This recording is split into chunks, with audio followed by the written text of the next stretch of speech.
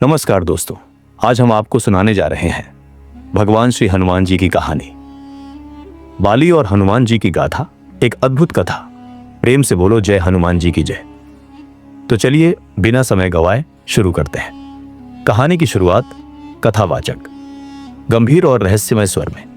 कलयुग से पहले त्रेता युग में एक ऐसी नगरी थी जहां वानरों का राज्य था। यह नगरी थी किष्किंधा और इस नगरी के राजा थे महाबली बाली, जिनकी शक्ति अपार थी।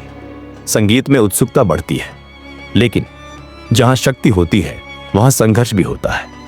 बाली के छोटे भाई सुग्रीव के साथ उनका भयानक विवाद हुआ, एक ऐसा विवाद जिसने इतिहास रच दिया। किष्किंधा नगरी की महिमा, किष्किंधा का भव्य दृश्य, महल और वानर सेना दिखाई देती है।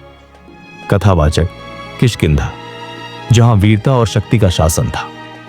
राजा बाली एक ऐसा योद्धा जिनके बारे में कहा जाता था कि जब वे युद्ध में उतरते तो उनका आधा बल उनके शत्रु में चला जाता। उनका पराक्रम अजेय था। गंभीर स्वर में, लेकिन उनके छोटे भाई सुग्रीव, जो खुद भी एक पराक्रमी योद्धा थे, नियति के खेल का शिकार हो चुके थे। बाली और सुग्रीव का संघर्ष। एक गहरी गुफा जहां बाली और एक राक्षस के बीच भयंकर युद्ध हो रहा है। सुग्रीव बाहर चिंतित खड़े हैं। कथावाचक, एक दिन एक भयंकर राक्षस ने किष्किंधा पर हमला किया। बाली उसे मारने के लिए गुफा में गए और सुग्रीव बाहर प्रतीक्षा करने लगे। दिन बीते, लेकिन बाली बाहर नहीं आए। संगीत में तनाव बढ़ता है। जब सुग्रीव ने गुफा से रक्त बहते देखा तो उन्होंने सोचा कि बाली मारे गए हैं। दुखी स्वर में उन्होंने गुफा का द्वार पत्थर से बंद कर दिया और किष्किंधा लौटकर राजा बन गए। लेकिन कुछ दिनों बाद बाली जीवित लौटे। बाली का क्रोध और सुग्रीव का निष्कासन। बाली गुस्से में किष्किंधा के सिंहासन कक्ष में प्रवेश करते हैं। बाली क्रोधित स्वर में, सुग्रीव, तूने मेरे साथ विश्वासघात किया। तूने मुझे मृत समझकर मेरा राज्य छीन लिया। अब तुझे इसका दंड मिलेगा। सुग्रीव भयभीत होकर पीछे हटते हैं। कथावाचक, बाली ने सुग्रीव को धोखेबाज समझा और उन्हें किष्किंधा से निकाल दिया। सुग्रीव ऋष्यमूक पर्वत की ओर चले गए, जहां बाली का प्रवेश निषिद्ध था। सुग्रीव और हनुमान जी की भेंट। ऋष्यमूक पर्वत पर सुग्रीव अपने अनुचरों के साथ चिंतित बैठे हैं। तभी एक तेजस्वी वानर प्रकट होते हैं। हनुमान जी, हनुमान जी, सहानुभूति भरे स्वर में। सुग्रीव, चिंता मत करो, मैं तुम्हारा मित्र हूं, मैं तुम्हें न्याय दिलाऊंगा। कथावाचक, हनुमान जी बुद्धि और बल के प्रतीक सुग्रीव के सहायक बने। और फिर एक दिन उनकी भेंट हुई भगवान श्री राम से। श्री राम का आगमन और मित्रता का संकल्प। श्री राम और लक्ष्मण जंगल में चलते हुए दिखते हैं। हनुमान जी उनके सामने नतमस्तक होते हैं। हनुमान जी आदर भरे स्वर में, प्रभु, आपसे मिलकर धन्य हो गया।